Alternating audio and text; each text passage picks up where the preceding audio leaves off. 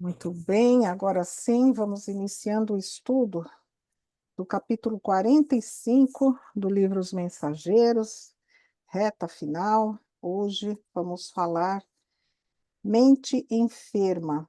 E quem vai trazer o resumo para nós, a Ideli, pode abrir o seu áudio, Ideli, e seguimos. Um Muito bom boa estudo a noite a todos. todos.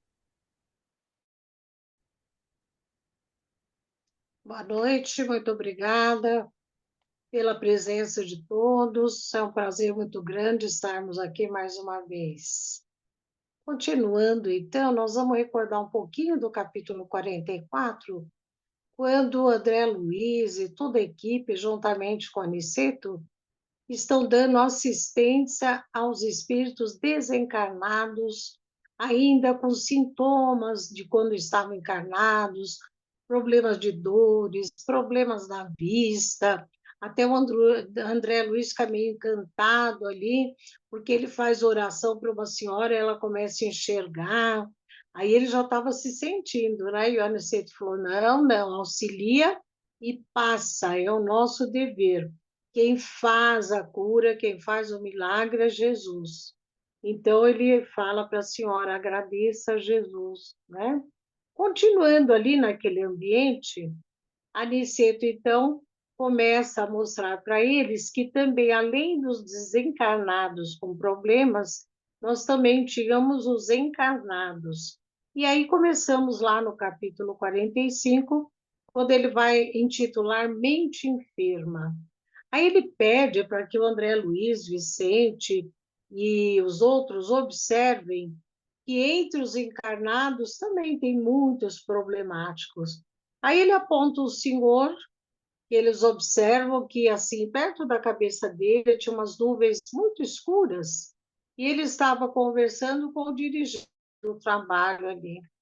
Aí ele começa, assim, muito preponderante, falando sobre o aprendizado dele, as leituras que tem feito, os conhecimentos científicos. Então, uma pessoa assim arrogante e menosprezando o espiritismo na parte com relação aos médiuns, que eram todos os mistificadores, porque cientificamente ninguém falava aquilo ali. Aí ele cita até Charles Richer, que tinha escrito coisas muito melhores do que Allan Kardec, baseados mais na parte científica. E, de fato, o conhecimento dele era vasto, mas o que ele fazia era mais reparar e criticar os outros. Aí, o nome dele era Doutor Fidelis, quer dizer, uma pessoa realmente com uma cultura vasta, mas uma parte moral muito ainda afastada do ideal, né? Aí o dirigente começa a convencê-lo que não, que o espiritismo mostrava realmente mediunidade, que nós tínhamos que observar melhor, não só a parte científica, mas a parte amorosa, a parte de possibilidades que todos os médios tinham e davam para os espíritos também. Começa a elogiar os trabalhos e que nós precisamos dar mais atenção, né? Então, ele ainda comenta assim, num determinado trecho, como residir nos andares mais altos sem drenar os pântanos que jazem embaixo? Essas considerações tornam-se imprescindíveis no exame de argumentação como a sua, porquanto não poderíamos ajuizar com precisão as correntes generosas de um rio famoso, observando tão somente as gotas recolhidas no dedal das nossas limitações. Quer dizer, não podemos julgar o todo apenas por uma pequena amostra que a gente tenha recolhido. Quer dizer, aconselhando para ele que ele devia se inteirar melhor do trabalho, que ele deveria auxiliar mais, estar mais presente, quer dizer, ter mais empatia com os outros colegas de doutrina, mas ele dava aquele risinho assim, meio insatisfeito, meio orgulhoso, tornando a fazer pouco, né? Então, ele observa em dado momento, vamos ver. Espero a mensagem dos meus com sinais iniludíveis da sobrevivência após a morte. Quer dizer, ele estava esperando a mensagem dos parentes dele, para então ele poder confiar realmente na mediunidade, na sobrevivência após a morte, né? E aí Aniceto nos tocou de leve e falou: repararam como este homem traz a mente enfermiça? É um dos doentes encarnados. Tem vasta cultura e, todavia, como traz o sentimento envenenado, tudo quanto lhe cai nos raciocínios participa da geral intoxicação. É pesquisador de super, como ocorre a muita gente. Tudo espera dos outros, examina seu semelhante, mas não a si mesmo. Quer a realização divina sem o esforço, uma graça sem participar da semeadura, pela fé sem dar-se ao trabalho das obras. Estima a ciência sem consultar a consciência. Prefere a facilidade sem responsabilidade. Quantos de nós, né? Não tem ainda essa mente enfermiça. Aí eles perguntam, afinal de contas, o que deseja esse homem? Essa foi uma pergunta do Vicente, e ficou pensando o que é que ele espera, né? O que é que ele quer.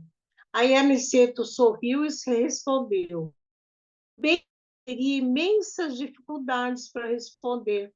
Ele não sabe exatamente o que ele quer. Para nós outros, Vicente, o doutor Fidelis é um desses enfermos que ainda não se dispuseram a procurar o alívio pelo demasiado apego à sensação. Quer dizer, ele está muito apegado à sensação e nem ele próprio sabe o que ele deseja. Aquele fundamental, né? Vim, o que eu estou fazendo aqui, para onde é que eu vou? Essas perguntas essenciais para a nossa evolução. Eu acho que está aí um pequeno resumo desse capítulo, podemos ir aos comentários. Obrigada, Ideli. E agora vamos passar a Rita ou Radamés. Quem começa hoje? Pode ser Iniciando os eu. comentários. Muito bem, pode seguir. Bom, tem um médico, ele é neurocirurgião e ele é espírita. Ele se baseou no livro Mecanismo da Mediunidade, e ele fala o seguinte: elaborando pensamentos, cada um de nós cria em torno de si um campo de vibrações impulsionado pela vontade, que estabelece uma onda mental própria, capaz de nos caracterizar individualmente. Olha que interessante. Impulsionado pela vontade. Somos o que pensamos, né? E que nem no caso do Dr. Fidelis, ele criou ondas mentais negativas com as questões dele, né? Com as dúvidas que ele tinha e insistindo com essas dúvidas e não é isso e ponto final, né? Ele não concordou com nada. E quantas nuvens a gente cria durante o dia ao redor de nós?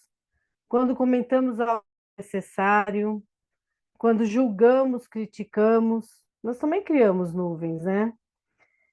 Dr. Nubor, ele ainda fala que, portanto, nossas ideias e convicções nos ligam compulsoriamente a todas as mentes que pensam como nós. E quanto maior nossa insistência em sustentar uma ideia, uma opinião, mais nos fixamos às correntes mentais das pessoas que se sentem como nós e que o obsessor acompanhando o Dr. Fidelis, né? Só falar dessa nuvem na mente dele.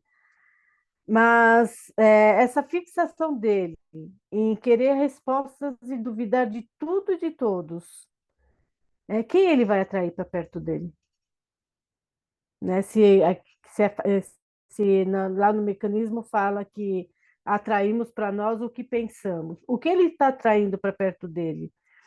E essa atração que ele cria vai dificultar mais ainda o entendimento dele, né? E esse entendimento pode ir para séculos. Pode, ele pode passar encarnações e encarnações nessa situação, fixado nisso, né? Olha que coisa. E a Joana de Ângela foi uma coisa muito interessante. Ela fala que o ser humano experimenta, em média, olha só, 60.000 pensamentos por dia. Gente, 60.000 pensamentos por dia. A gente pensa muito. O que demonstra a grandeza, a majestade da sua organização mental, descobrindo quanto é nobre aprender e utilizar desse tesouro abundante, que muitas vezes se perde em círculo de vibrações mentais, malbaratando tempo e oportunidade em lamentações, queixas, pessimismo, desgaste das potências de que é constituído. Desgaste das potências de que é constituído, com pensamentos que não vai levar em lugar nenhum. E Leon Denis, ele fala que, antes de tudo, é preciso aprender a controlar nossos pensamentos e discipliná-los, a lhes imprimir uma direção precisa, um objetivo nobre e digno. E aí a gente pergunta para o Leon Denis, tá, beleza, da onde você está é fácil fazer isso, agora vem para cá. Vem aqui, vê o que nós vemos no dia a dia, nesse planeta de provas e expiações. Como controlar esses pensamentos, né? E aí, enfim, o Emmanuel fala: a vontade. A vontade é a gerência esclarecida e vigilante governando todos os setores da ação mental. Vontade. Vontade de ser diferente, né? Vontade de agir de uma forma diferente, de construir o bem ao redor de nós e em nós mesmos. É a vontade, né? Oi, Carlos. Saiu, não gostou. E o doutor Fidelis, ele se preocupa com a ciência, né? A questão dele é ter provas de tudo aquilo, né? Só que o espiritismo não é só ciências. O espiritismo é filosofia e religião também. E se ele somasse isso no conhecimento dele, ele alcançaria um entendimento maior e alcançaria o coração, né? Porque a doutrina espírita, o importante na doutrina é alcançar o coração e não só o conhecimento. Conhecimento sem sentimento de nada adianta, né? E Emmanuel fala que tua mente, tua casa intransferível, nela te nascem os sonhos e aspirações, emoções e ideias, planos e realizações. Dela partem as tuas manifestações nos caminhos da vida, de nossas manifestações nos caminhos da vida dependem o nosso cativeiro, a sombra ou a nossa libertação para a luz. Olha só, a nossa libertação para a luz, que é o que falta para o Fidelis, essa libertação. E lá no livro, Nos Domínios da Mediunidade, tem um caso da Celina, né? Quem leu, eu guardei muito bem essa mulher, eu achei ela extraordinária, a descrição dela nesse livro. O orientador, ele convida André para conhecer alguns médiuns encarnados, né? Que iam fazer parte do trabalho, daquela reunião mediúnica que ia acontecer. E ele apresenta a Celina. A Celina foi uma mulher muito sofrida, né? Era esposa de um alcoólatra, e ele o tempo todo ele desafiava ela e ele trazia com ele muitos obsessores. Esses obsessores tentavam atacar ela de todas as formas e não conseguia, né? Ela tinha a mente blindada, eles não conseguiam alcançar a mente dela.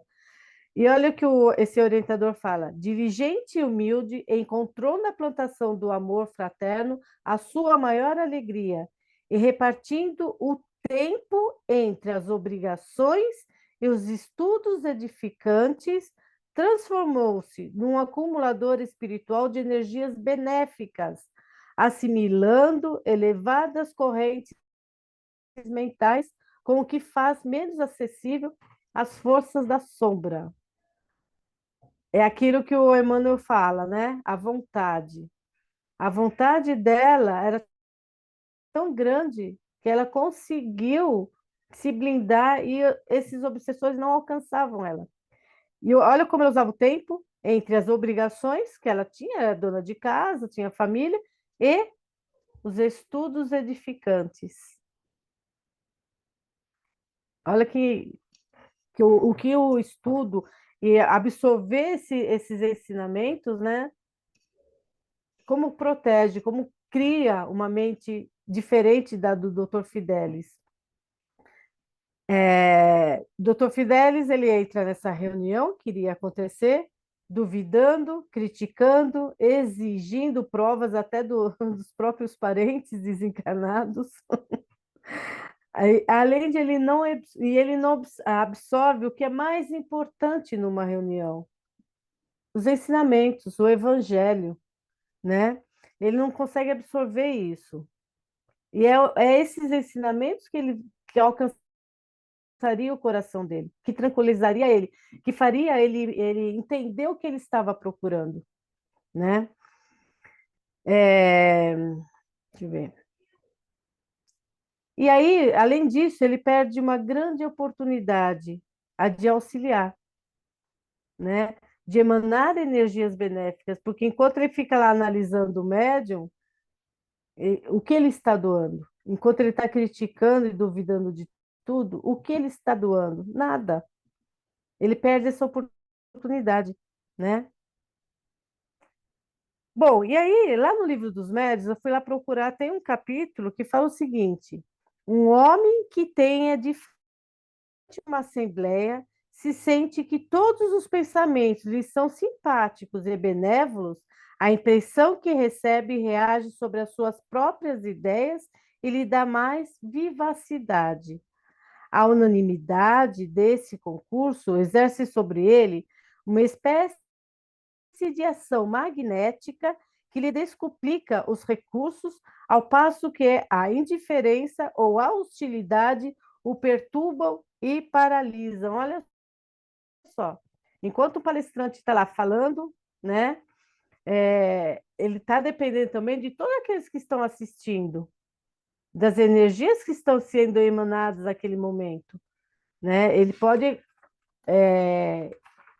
a gente vê aí a nossa responsabilidade em qualquer lugar, não só dentro do centro espírita, em qualquer religião, né? Sempre tem um lá que está falando, que está trazendo o evangelho. Precisamos emanar vibrações para que ele consiga estar firme naquele propósito, né? Um palestrante, por exemplo, ele pode preparar uma palestra com tanto carinho, às vezes com a inspiração dos mentores. E se aqueles que estão assistindo não auxiliarem ele podem atrapalhar. E todo aquele trabalho que foi elaborado ia para água abaixo, né? Então, depende de cada um, né? O que aquele palestrante, aquela pessoa vai trazer, pode ficar muito mais rico se todos vibrarem por ele. E aí a gente encontra naquela máxima, mente sã em corpo são, né? O Emmanuel fala que o corpo não está separado da alma, é uma representação. As suas células são organizadas segundo as disposições perispiritais dos indivíduos. E o organismo doente retrata um espírito enfermo. O organismo doente retrata um espírito enfermo. Olha só. A patologia está orientada por elementos sutis de ordem espiritual. Então, a gente, observando esse Dr. Fidelis, se ele continuar nessa situação, vai alcançar o corpo físico dele. Ele vai acabar adoecendo, até enlouquecendo, né? tudo é o equilíbrio. Nós temos que questionar, lógico. Eu sou uma pessoa que sou questionadora. A Yolanda e o Carlos me conhecem, né? Eu fico, isso tá, não tá me cheirando bem. Às vezes eu falo, não gostei disso. Às vezes eu até chamo a Yolanda, Yolanda, o que que você acha disso? Né, Yolanda? Mas a gente tem que abrir o coração da gente também, né? E tentar entender aquilo. Mesmo assim, às vezes a gente vê médiuns que mistificam, não tem uma verdade lá, mas por quê? Ele é um ser que está tentando progredir, que também tem defeitos. Então a gente precisa entender isso, ter esses olhos para eles, né? E não só criticar e criar uma situação pior para cada um. Bom, é isso, gente. Falei rápido, né? Mas tem bastante coisa aí, muita coisa. Vamos seguir para o Radamés, porque eu acho que tem muita. É um assunto bem complexo. Aí a gente acompanha o Radamés e podemos nos colocar. Radamés, o seu áudio, por favor.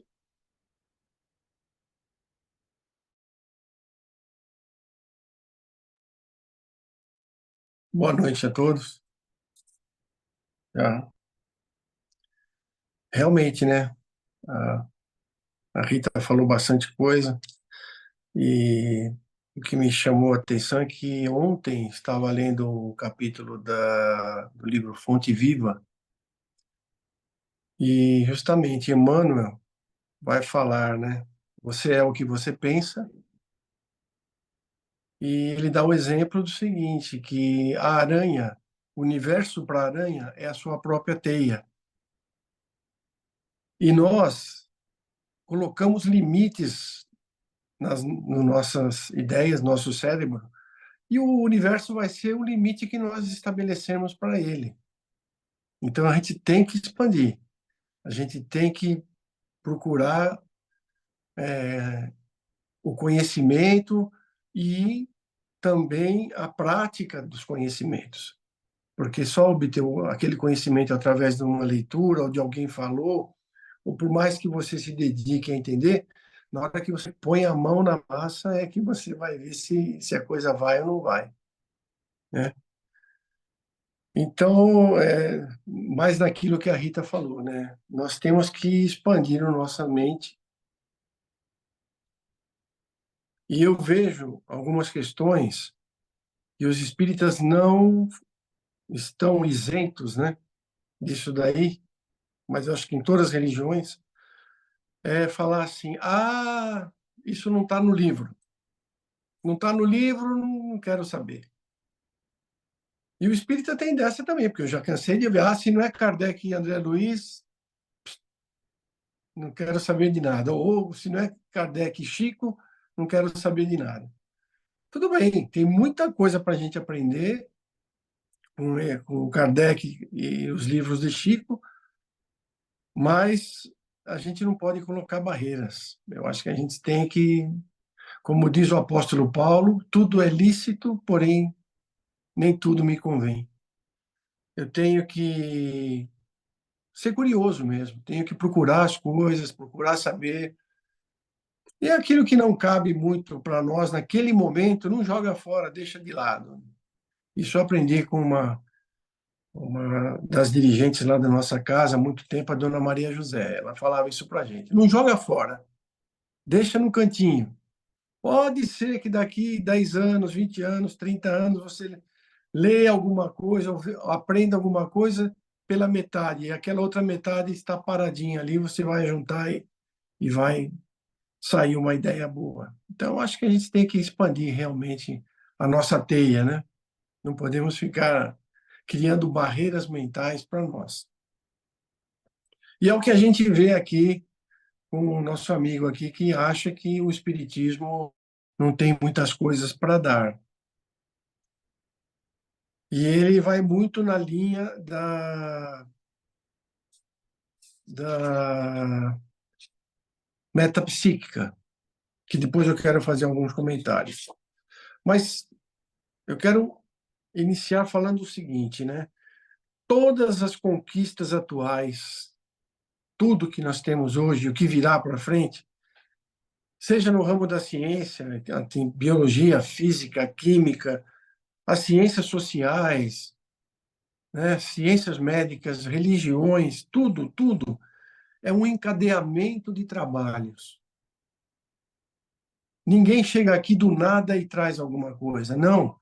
Isso é construído tijolo por tijolo ao longo da história, a história conhecida nossa, né?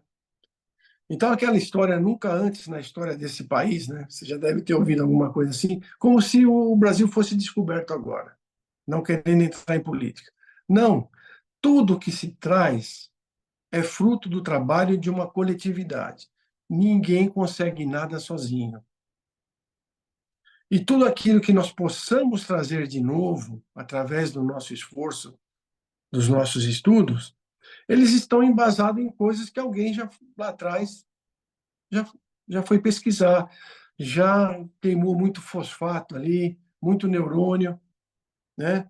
E trazendo ideias novas. Então, a gente tem que entender que para Jesus poder vir à Terra e trazer a mensagem maior que nós temos, a gente sabe que ele acompanha e é um dos responsáveis pela formação do nosso planeta, né, e a condução do nosso planeta. Mas veja lá, para trazer tudo isso para o nosso plano, nós tivemos que contar lá com o pessoal lá de 5.000, 6.000 anos, 7.000 anos atrás, que ainda era tudo falado, depois começa a se anotar algumas coisas. Aí nós vamos ver que todo esse conhecimento veio através da Índia, do Egito, da Grécia, dos judeus, né, dos persas, dos chineses. Nossa, quanta coisa que vem, né? Para que a gente pudesse colocar alguma coisa aqui nesse nosso plano para que fosse entendido. Não adiantava chegar do nada, um povo extremamente selvagem, uma civilização, ou nem podemos dizer civilização, e trazer ideias abstratas, tipo Deus, né? A gente sabe que isso está inato no ser, quando ele ingressa na fase hominal, porém, qual é a ideia que nós temos de Deus? E isso foi sim, evoluindo ao longo de milênios, e milênios e milênios, né? E através de muito esforço de muitas pessoas.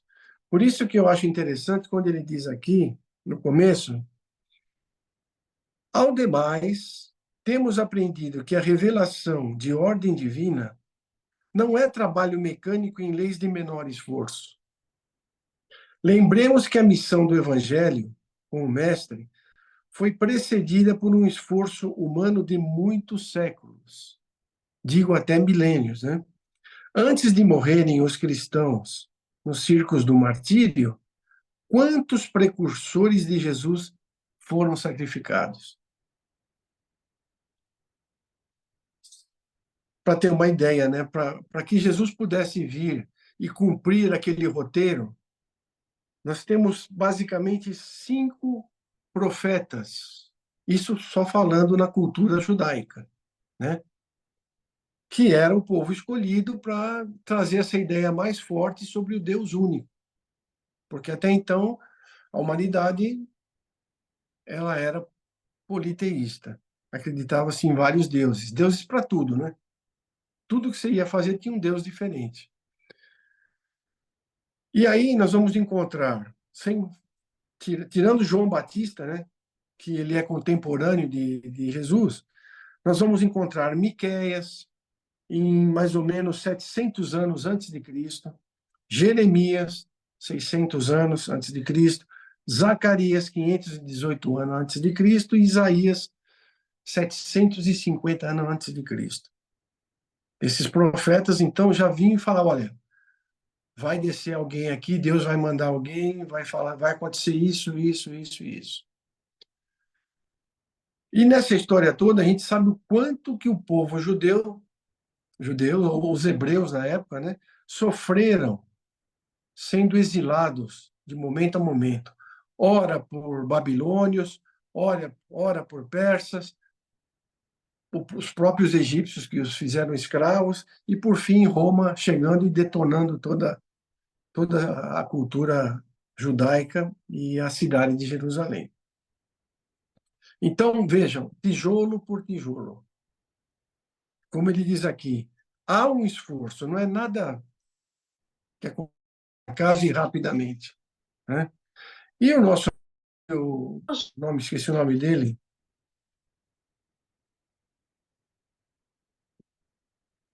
Quem que é o nosso? Esqueci o nome agora, caramba.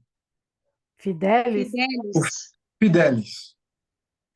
O Fidelis, como ele fala aqui também no livro, pisador de superfície da gente, né? Tudo espera dos outros. É o cara que quer prontinho, né?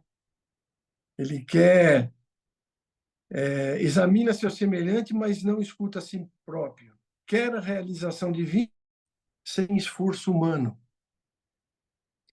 Reclama a graça, formulando a exigência. Quer o trigo da verdade, sem participar da semeadura.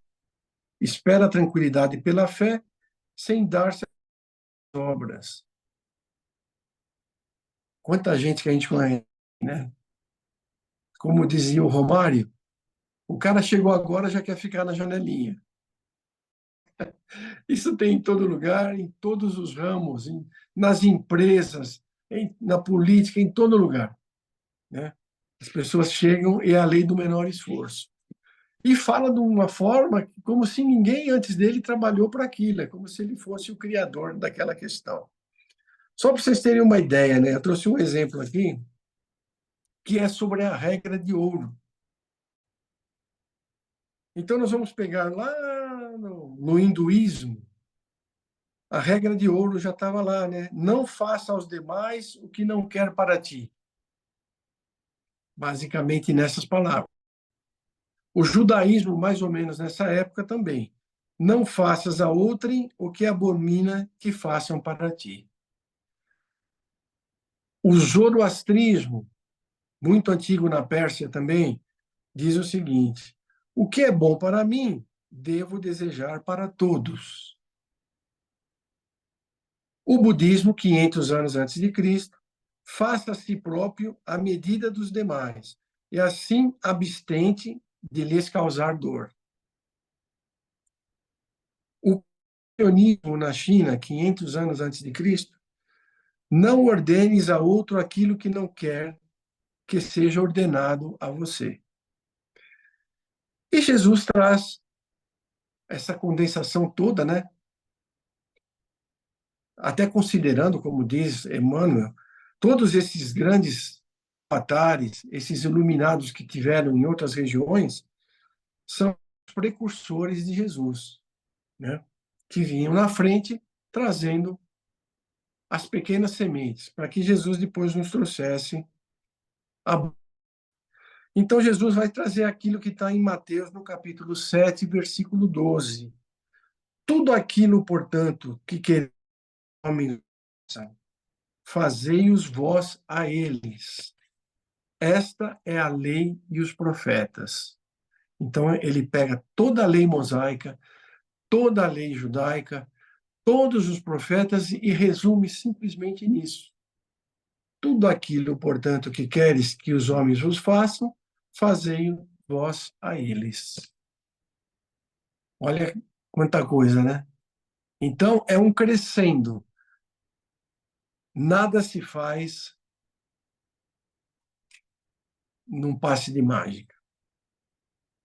Aí ele aborda aqui, o Fidelis aborda, que, pô, nós espíritas, vocês saem com esses médiums, tem muito charlatanismo, tem muita coisa, mas a metapsíquica está indo no caminho certo, né? Então ele está mais se apegando ao estudo de Richer. Então, só para a gente ter uma ideia, Richer, ele também não partiu do nada. Ele estudou o espiritismo. Ele ficou muito tempo com Gabriel Delany. né? E depois ele começou a se afastar das ideias espíritas, tentando criar uma ciência. Até porque a gente sabe que quando foi na Sociedade Científica da França, ele foi rechaçado. Ele estava querendo misturar ciência com algo religioso. E a ciência não admite isso, né? Hoje em dia já tem alguns que admitem, mas naquela época era muito mais complicado. Vou dar um exemplo, depois a gente pode comentar aqui mais, é do William Crookes. William Crookes é um dos grandes gênios do século XIX, praticamente é o inventor da televisão, porque ele que estudou e desenvolveu o tubo de raios catódicos, que era aquela, para quem viu aquelas televisões, que tinha aquele tubão atrás, né? Hoje é tudo tela plana, mas aquele tubão chama-se tubo de raios catódicos. E William Crookes, um grande cientista inglês, começou a estudar o espiritismo, tirou várias fotos do médium exudando o ectoplasma e formando o corpo do espírito do lado, e ele foi praticamente defenestrado, né? Jogado pela janela da Sociedade Espírita do Reino Unido, aonde ele já foi presidente. Então é muito difícil essa questão. E Richer, ele começou então a tentar criar essa história da metapsíquica. Então ele e a metapsíquica estuda a telecinesia, que é ação mecânica sem contato. A gente considera efeitos físicos, né? Estudou a ectoplasmia, que é a formação de objetos ou de corpos que parece sair do corpo do médium. Na época de Kardec, se falava materialização. E Richer deu o nome de ectoplasmia. Mudou o nome, mas não deixou de ser aquilo que já se Kardec estudava.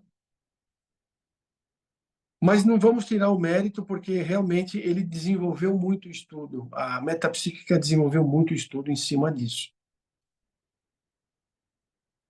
Então, ele tentou canalizar para o lado científico o que o espiritismo já vinha trazendo. Só que ele não aceitava essa história dos médiuns. Tudo ele achava que era anímico. Partia de quem? De você. A sua mente, o seu ser, vamos chamar de alma, ele consegue mover os objetos, ele consegue trazer algumas coisas e umas ideias que não, em tese você fala que não é sua, mas aparece na sua cabeça a ideia, né? Uma língua diferenciada. Ele achava que nós, como seres humanos inteligentes, tínhamos condição de fazer isso. Então, ele exclui essa questão da mediunidade, da comunicação dos espíritos. Ele divide, só para efeito de ilustrar um pouco mais, a história da fenomenologia metapsíquica, ele divide das origens históricas, lá dos hindus que vem trazendo, os egípcios, todo o pessoal trazendo toda essa questão de efeitos que ocorrem na natureza, dessas origens históricas até Mesmer. Mesmer é aquele que o grande estudioso do magnetismo humano, até 1776. Depois, um período magnético de Mesmer até as irmãs Fox, 1847. O período espirítico, que ele chama, das irmãs Fox, passando por Kardec, até Sir William Crookes, e o período científico de William Crookes por diante, né? Definiu os fenômenos metapsíquicos em subjetivos, que ocorrem somente na área psíquica. Kardec chama de fenômenos inteligentes. Kardec bem antes do Richer, né? E ele também criou, então, o subjetivo e os objetivos, que são aqueles que ocorrem criando ações físicas sobre os objetos. e Kardec chamou lá atrás de fenômenos físicos. Ele teve uma grande contribuição para a metapsíquica através do espiritismo. Assim como, depois da metapsíquica, surgiu o quê? A parapsicologia, que é filha da metapsíquica, que você pode considerar também que a metapsíquica é filha do espiritismo. Mas na sua obra, de 700 páginas mais ou menos, ele dedicou somente 2 páginas a Allan Kardec. Não quis falar muito mais. É aquela história, né? Nunca na história da religião houve algo igual a isso, né? Ele esquece que por trás existe um trabalho enorme de várias mentes e o trabalho, o planejamento estratégico do plano espiritual, gente. Nós aqui que somos simples, humanos aqui neste mundo de expiação e provas, para que a gente faça algo, a gente faz um planejamento de curto prazo, médio prazo, longo prazo. Não é assim? Na nossa casa, eu preciso comprar mantimentos, é de curto prazo, então amanhã eu vou ao mercado, vou comprar isso, isso, isso, isso. De médio prazo, nossa, eu preciso fazer uma manutenção na minha casa. O ano que vem, ou daqui 2 anos, 3 anos, eu vou preciso pintar. Ou de longo prazo, olha, daqui 10 anos eu quero trocar de casa, eu quero sair dessa e quero ir para outra. Estou dando um exemplo banal. E nós, na engenharia, quando a gente fazia um trabalho, a gente fazia também planejamento de curto, médio e longo prazo. O longo prazo para nós era 30 anos, 40 anos. Quando você vai fazer uma hidrelétrica, por exemplo, você imagina 50 anos de planejamento. Imagine quem planeja a movimentação toda do planeta Terra, da história que ele tem que passar, das civilizações que tem que ocorrer, né? Haja vista que parece, pelo que os nossos os nossos profetas aqui já profetizavam muito antes do que ia acontecer lá na cidadezinha de Jerusalém, né? Então é isso. Só lembrando também que os ingleses são grandes estudiosos da parte científica do espiritismo. Muita coisa. Se vocês quiserem saber bastante, procurem na obra de Hermínio Miranda, que ele relata muitos dos conhecimentos dos pesquisadores sobre o espiritismo. E nós, brasileiros, a gente sabe que a nossa tendência é uma tendência mais religiosa do que filosófica e científica.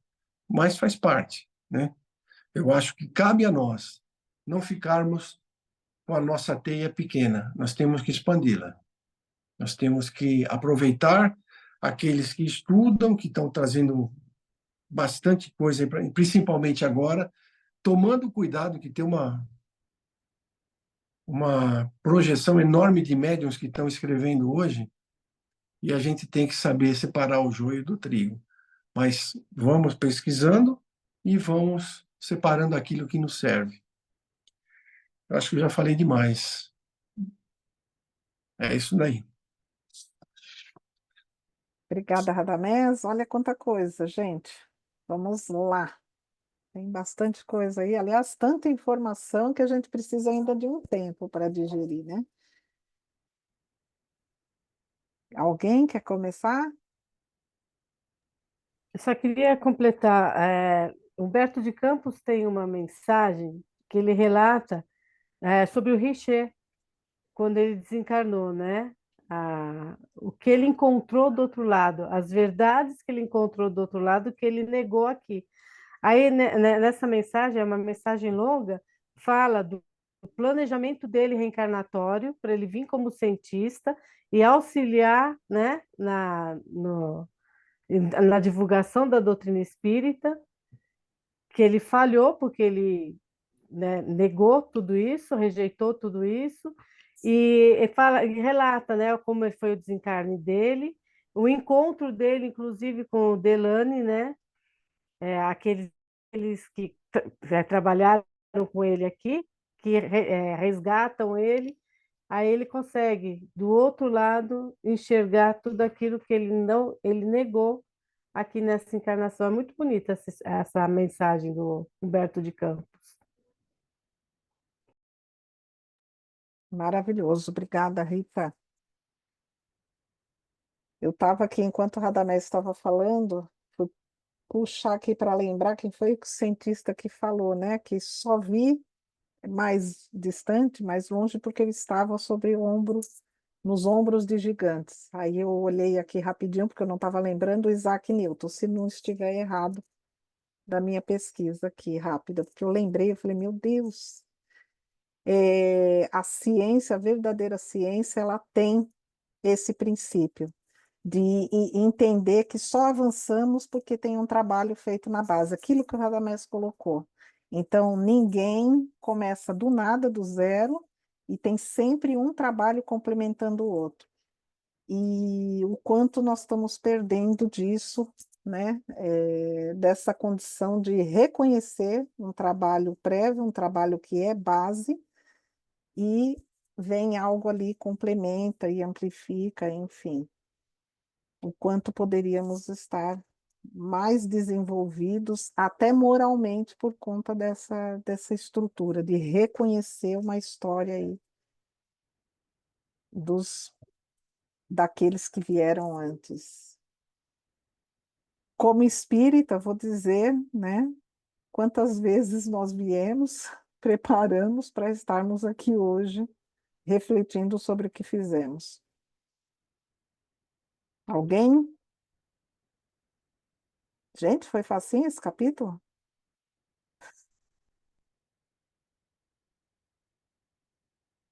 Ah, enquanto a Rita estava falando, eu estava lembrando do quanto nós confundimos vontade com desejo. A gente deseja um monte de coisa, mas é a vontade, esse motor que faz parte da nossa essência, daquilo que nós somos na realidade, é que nos move. Então a gente se distrai com esses desejos, né, que são superficiais. Vontade é motor, é o que move mesmo. Então, esses desejos do nosso dia a dia, desejos do cotidiano, esses desejos que eu volto a repetir, que só nos distraem, isso daí não é aquele motor que a Rita estava falando lá no começo, para a gente fazer a verdadeira transformação. Então, refletir sobre a nossa vontade, a quanto anda o nosso motorzinho aí. Essa vontade, né, Yolanda, ela tem que, esse motorzinho, te levar a agir. Porque Exato. quando você fala só em ter vontade, desejo, ai, que vontade, não, você tem que agir. Isso. Eu queria Então, tanto, né? hoje no grupo das gestantes foi lido um texto que fala justamente por isso, sobre isso. Você tem dois remos num barquinho, né? A vontade e o agir. Quer dizer, você tem que ter vontade e agir, remar os dois para o barco seguir adiante, senão ele fica rodopiando, né? Quando você tem só vontade, só desejo, não adianta, você tem que ter agir, partir para a ação realmente. Se parte para a ação, eu entendo que está realmente com o motor da vontade. Se não, se está ali, né, dependendo de outros, como o nosso camarada, o Fidelis, né, ficar esperando receber tudo pronto, aí fica fácil, né? Eu achei muito bonita a imagem que tem no capítulo, que fala, né, sem participar da semeadura. Então, quer colher, só um minuto, por favor, gente. Sem passar, sem participar da semeadura, sem colaborar, sem pôr a mão na massa, sem fazer a sua parte, ele quer participar da colheita. Assim, fica fácil. Até eu que sou mais boba, também se tiver vaga, eu quero. Então, como é importante, eu fico refletindo assim, o quanto eu estou nessa espera da colheita, né? E nada fiz lá atrás. E estou aqui, ansiosa. Então, se eu nada fiz, ou se desconfio que não tenha feito o suficiente, que possa começar a fazer alguma coisa agora, né? Para participar da próxima colheita. Talvez não essa que esteja mais próxima, mas de repente a seguinte, a safra seguinte. E cada um conforme as suas obras. Gente, é incrível como o evangelho, quanto mais a gente estuda, ele se torna cada vez mais verdadeiro. É uma alegria enorme. E ver, e essa imagem da ciência, né? No momento que estávamos ali com estudiosos sérios, Kardec foi um deles, mas cientistas renomados, premiados, fazendo estudo, analisando o que é o espiritismo, que negócio é esse que está acontecendo, trazendo conclusões sérias, auxiliando a todos a entenderem. De repente são abafados, são anulados, não serve, sai da patota, não pertence mais ao grupinho, por conta de preconceitos, por conta de ignorância, não é? E por conta de poder, né? Eu não quero que trate disso. Então, vamos anular o cara, vamos deixá-lo ali de escanteio. E o quanto a gente consumiu dessa estrutura e deixamos de conhecer muitas coisas que facilitariam muito o nosso conhecimento, falando aqui meramente da mediunidade. Só pegando essa condição. Tivemos tantas análises, tantas provas, porque enquanto não há prova, né, fica aquela coisa, é igual Santo Tomé, nem vou entrar no mérito, mas assim, não, eu ouvi um colega, uns anos atrás, que ele falou assim, eu vou esperar 2019. Se não acontecer o que o Chico falou que ia acontecer, eu não acredito no espiritismo. Falei, amigo, a sua base já é errada. A sua base já está equivocada. Enfim, a gente fica é, querendo que se apresentem coisas com base em informações equivocadas, com base em conceitos errados. Como é que eu faço uma análise de algo com uma estrutura que não é para aquilo? Então, como é que eu analiso? Se a metapsíquica veio para nos ajudar a compreender essas condições, para nos aproximarmos. Mesmo assim, a gente ainda quer esperar um familiar, olha só, fiquei pensando, a cabeça do Fidelis, né? Tem que ser um familiar, porque aí eu conheço as características, eu conheço os trejeitos. Então, se não vier com esses trejeitos, essa fala, essa postura, eu não vou acreditar. Então, tem que ser um familiar, alguém que eu conheço. Aí eu lembro de um caso de uma mãe que ficou muito brava com o Chico, porque aquele não era o filho dela. Ele nunca falaria daquela forma. Recebeu a mensagem ali, ele nunca falaria. Aí a gente esquece que as pessoas, elas mudam, elas vão aprendendo, vão absorvendo novos conhecimentos e reconhecem, e aí tomam novas posturas. Nós fazemos isso aqui encarnados.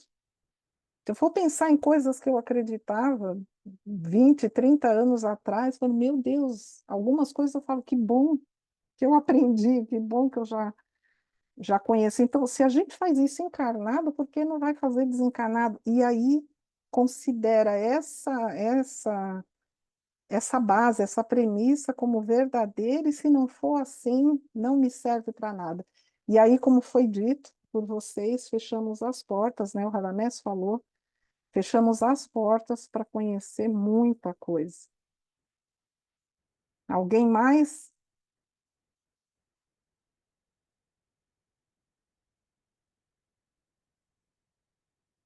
Carlinhos está quietinho hoje, voltando, né?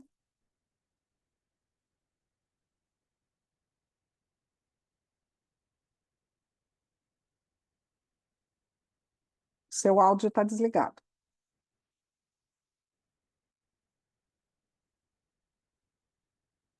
Agora. Agora Isso, funcionou. Agora sim. eu estou refletindo aqui, né? Tanta informação, né? Depois de tanto tempo sem aparecer. Que bombardeio, né? Tá vendo? Isso eu chego à conclusão, como eu estou engatinhando ainda, né? Se eu estou engatinhando, é tanta coisa para assimilar, né? Nossa, Embora embora hoje, graças a Deus, a gente tem a base, né? Mas é sim, muito difícil. Mas dessa base você, né, começar a colocar, né? Porque aí você precisa mudar internamente também. Não adianta você também, às vezes, tentar fazer algo que você não, no fundo, você nem acredita, nem se transforma naquilo, né? exato. E às vezes eu me pego em cada situação que eu falo, nossa, eu sou um espírita mesmo, né? Tô praticando, né? E aí vai, de repente você começa com uma palavrinha, daqui a pouco quando você vê, a gente já está soltando todo o abecedário, e às vezes você nem percebe, quando viu já foi. Sim, Fala que a noção, né, o senso também a gente acaba perdendo muito. exato. Estou quietinho, só observando. Só observando, né? Esqueceram de avisar que era sabatina hoje. Eu pensei que ia vir para colônia de férias, mas não foi. Me enganaram. Nada, nada, nada. Estava pensando aqui o quanto a história do cristianismo é a história da nossa condição de um mundo de provas e expiações, né? É sacrifício, é luta, luta no sentido, né, do esforço, do trabalho, e mesmo assim fazendo tudo direitinho, ainda vai levar no lombo, porque faz parte, é o processo. Porque às vezes, né, primeiro eu estava pensando assim, o quanto eu ainda tenho de Fidelis, né, de olhar, né, quando ele fala, né, isso aqui é maravilhoso, né, é a justificativa de todo aquele que não quer trabalhar, que ele fala, né, já devorei extensa literatura relativa à sobrevivência humana e nunca obtive uma prova. Enfim, estuda mais um pouco, faltando um pouco mais. Nada Às ali é vezes as pessoas, suficiente. às vezes as pessoas querem tudo muito fácil, né? Sim, sim. Eu quero uma página, um capítulo que me responda todas as minhas angústias, né? Que dê solução para as minhas angústias, para as minhas dores em um capítulo, no máximo um livro. E ele aqui, né? É espantado porque extensa literatura e não tive prova. Então, E, desculpa, não e podemos pensar, fazer nada. e pensar também na preguiça, né? Refletir da preguiça, né? Então as pessoas, né? Eu Não vejo, quer eu trabalhar, observo né? situações, eu fico olhando, né? Porque aconteceu isso, mas não foi tão bom, porque eu não entendi. Mas assim, as pessoas querem tudo de mão beijada, né? Quer voltar lá para a infância, quer coisa lúdica, né? Olha, me dá a mãozinha que você tem que fazer isso, né? Uhum. Você tem que ser assim. Então isso dá preguiça. Então, as pessoas estão, né? Pelo menos no caso que eu vejo. E eu não vou dizer para você que às vezes eu não tenho preguiça, que eu tenho, entendeu? Eu tenho uma preguicinha aí dentro A é, gente tem um momento. entendeu? Mas o que eu observo no geral mesmo, as pessoas elas querem tudo prático, né? Elas querem, vou dar um exemplo básico, a pessoa quer eles dão uma palestra e quer que eles querem fórmulas prontas, Uhum. né? Não quer uma pessoa que ela tenha um um discurso mais elaborado que faz com que ela reflita. Não, entendeu? Você tem que fazer isso, você precisa fazer aquilo, entendeu? É esse engatinhar que as pessoas precisam mudar, né? E a gente também, às vezes, porque por mais que a gente conheça, ou acha que conhece, né, porque é muito pouco, quando você vê também, você está indo junto com o rio, né? Como se diz a história. E aí, nessa de você ir com o rio, aí, às vezes você fica na curva, né? A famosa curva de rio, né? Porque aí você não consegue ir adiante. Não, é isso. Quantos alertas, né? nós temos. Ah, você quer ver um exemplo? Uma reunião que tem fenômeno é cheia, é lotada de gente. Numa reunião que tem estudo, não vai ninguém. Por quê? O fenômeno você vê e pronto, beleza. Agora, no estudo, você tem que fazer, ter o esforço de raciocinar, de pensar, de elaborar. Dá trabalho. Não, vou lá no fenômeno, é tão bonito, e pronto. Ah, Perfeito. mas quem não gosta do fenômeno, né, para saber as coisas, né? Então, Quem não, pois é. quem não quer aquela orientação assim, tipo, passar o melzinho na sua boca, né? Porque Então, você vai ficar bem, porque você vai conseguir o que você quer, porque vai acontecendo, entendeu? Eu, há pouco tempo não, gente, agora eu preciso contar uma fofoca espírita. A fofoca espírita também é boa, né? Há uns, há uns 20 anos, não, uns 15 dias atrás, aí eu fui para o trabalho, né? Aí por uma mentora, né? E a mentora começou a falar, e quando chegou em mim, não, porque uma flor muito, já sabe, né? Uma flor muito especial da sua, né? Eu pensei logo na minha avó. Falei, pode ser minha avó, né? Pessoa que eu lembrei no momento. Até então a gente acreditei que foi ela, mas de repente pode ser outra pessoa, né? Então aí eu peguei e falei, então tá. E na minha, não, porque, né? É, a muitas coisas vão acontecer, você vai ter sempre um amparo espiritual, né? Espiritualidade. Aí eu já pensei, né? Já nem pensei de coisa boa. Já pensando em outro tipo de coisa. Falei, pronto, o que vai acontecer? Porque eu amparo, vou ficar doente, vai acontecer isso. Então, às vezes, você também não está preparado para ouvir esse tipo de coisa. Às vezes você está no fenômeno, mas o fenômeno também não serve muito para você, que nem no caso. Eu já não, já sou um pouco mais reservado em relação a isso, entendeu? Eu acredito que as coisas nem acontecer. Mas se você ouvir algo que te agrada, você sai bem. Agora, se você ouvir algo que você interpreta de uma outra forma também, pode entendeu? Né? Mas a interpretação que eu tive foi essa. E, ao mesmo tempo que eu tive essa interpretação, não me agradou. Então, é aquela coisa, o fenômeno, por isso que eu falei, as pessoas querem o fenômeno para adoçar o lábio, né? E às vezes não é isso que acontece, né? Aí às vezes surge a dúvida, às vezes surge uma série de questões que você fala, puxa vida, né? O que eu estou fazendo aqui na hora aqui, né? Aí se acontece qualquer coisa mesmo, aí você se apega naquilo, né? O que o correto é fazer? É estudar e ficar na minha, entendeu? Não, né?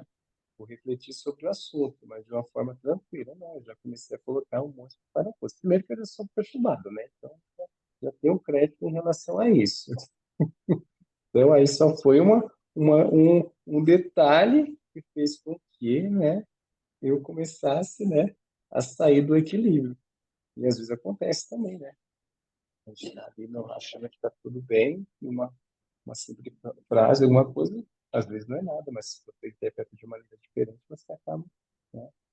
E é o que a Rita falou, mas as pessoas querem o quê? O fenômeno, né? Estudar é mais difícil, né? Olha, estuda que você vai ter o conhecimento, que você vai fazer a transformação em você mesmo, que você vai melhorar. Não, ninguém fala. Se você falar isso, as pessoas correm de você, entendeu? 3 vezes. Não, Então, não quer exato. nem... Desculpa, pode concluir, Carlos. E aí as pessoas acabam acreditando nisso, né? Vou lá, Uhum. falo, acredita naquilo. E às vezes nem segue aquilo, gente. Eu vejo um monte aí que vai e fala que diz que acredita quando a primeira oportunidade, se não é aquilo que queria ouvir, Isso. né?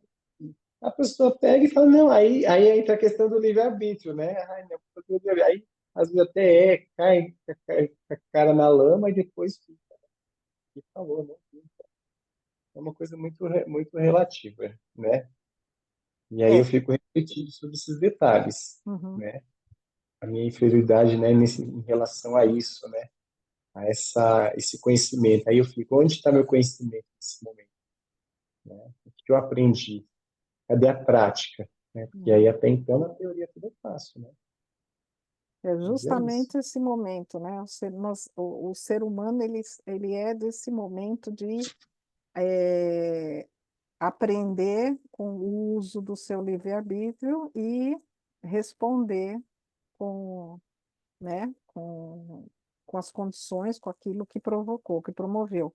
E aí eu estava ouvindo o Carlos aí, lembrando esse final de Aniceto, né?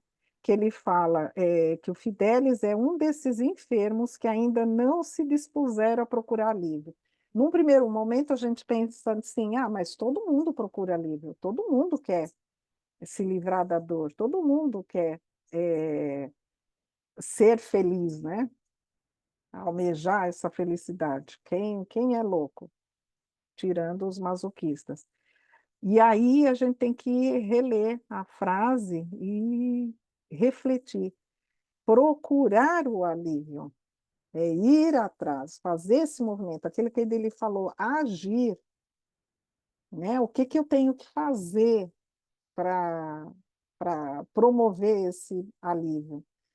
E nesse sentido que a gente entende que nós estamos querendo só receber alívio, né? A gente quer que tire a nossa dor, que tire a nossa dúvida, que o Espírito conhecido apareça e nos fale sobre a vida no mundo espiritual, mas que ele seja muito claro, porque olha, uma vez eu ouvi uma pessoa falar, se aparecer Cristo agora, numa reunião, né? Mediúnica, lá na casa. Ele aparece, se manifesta agora. Quem é que vai acreditar?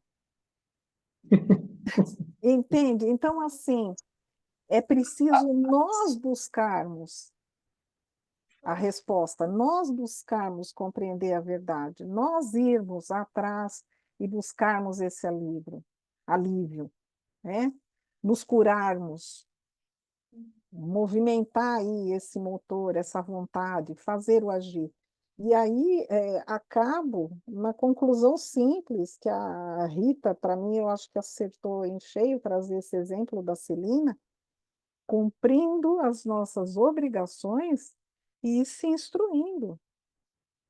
Eu posso conseguir só cumprindo as minhas obrigações? Sim, posso. Pode ser leve mais tempo, porque se eu tiver a instrução, se eu tiver o conhecimento, trabalhar isso, caminha mais rápido. Porque cumprindo as obrigações meramente, sem entender para que faz aquilo, né? Qual o sentido de eu sair da cama? Qual o sentido de eu cuidar da minha família, de eu cuidar da minha casa? Qual o sentido de eu estar ali cumprindo com os meus deveres? Se eu não entender isso, vai demorar um pouquinho. Eu posso até achar que estou cumprindo as minhas obrigações e não, né? Estou apenas me afundando mais numa lama de murmúrio, né? De as reclamações que fazem parte do nosso dia a dia. Então, como é simples, mas não é fácil. É simples, é um objetivo claro, mas desempenhar ele exige um esforço grande. Não é mágico, não existe mágica. E leva tempo, né? Leva tempo. Alguém mais? Algum comentário?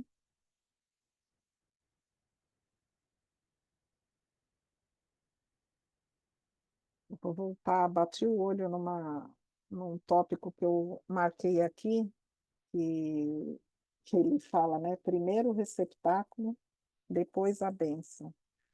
Aí a gente lembra daquela imagem do vaso sujo que ele traz nesse capítulo. Então, não dá para receber uma água pura se o vaso estiver sujo.